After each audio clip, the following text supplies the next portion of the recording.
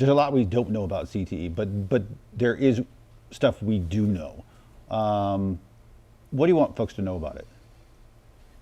I think back when I started playing football back in 1985, and prior to that, because I played high school football and pee wee, all that type of stuff, the amount of hits and how much that you use your head in football was, at that point in time, was a lot. And when we get to guys who are in the pros and playing at that high pro level, there's been a number of guys that I played with, the contemporary guys that I played with, who are no longer here because of when they found out that after they did studies on the brain, they found that they had CTE. And we didn't know anything about that. But now the NFL, I think they're trying to get ahead of all that stuff. Yeah. And that's why they changed the tackling protocols, they changed the targeting rules, they changed all that stuff that we did and we did all the time. All that stuff is starting to change now, and they're trying to mandate with rules to go ahead to lessen the severity of blows, because that can be a potential problem. One life loss is too much. And you've been part of some of these studies. Yeah. I've been working with a Harvard football group for a number of years now, and it was really about the health of the old player. And that tough subject became a hot topic because when guys were starting to die, that became a hot topic among all the old alumni, all the old veteran players who played in a different era where they wonder, hey, do I got it? How do I know it?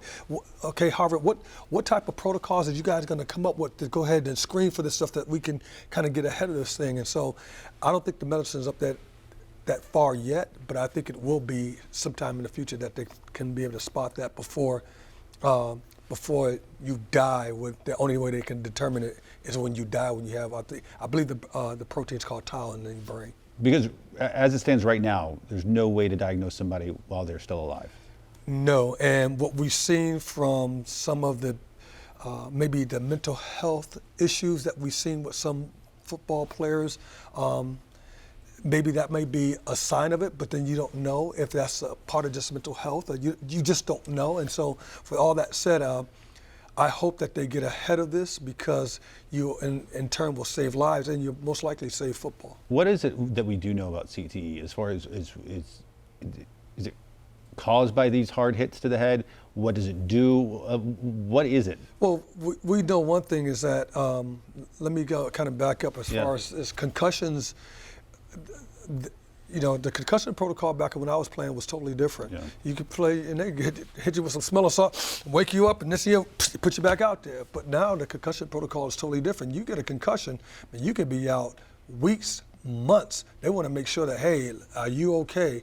We got to make sure that your brain settles back down, the swelling, all that stuff. We got to make sure all that stuff happens so that you don't have multiple concussions and become somebody who becomes like kind of punch drunk. So all that stuff, I think that may be the prelude to that stuff that we don't know about, and that's where it's up to science to get it right. That's where it's up for those people who are very, very smart, above my pay grade, to go ahead and get it right, so that you could go ahead and save future lives of young kids right now who are playing football, who are learning how to tackle better and not to target and all that stuff with the rules change, but you can save lives.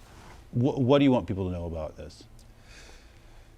Football is a tough sport, all right? And it's been around for a very, very long time. It's an entertaining sport, but it has to be safe sport too.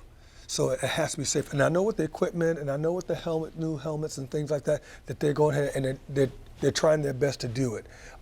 And with the ruling that they put in, they're trying to mitigate and to minimize that. Will they take it out completely? Probably not.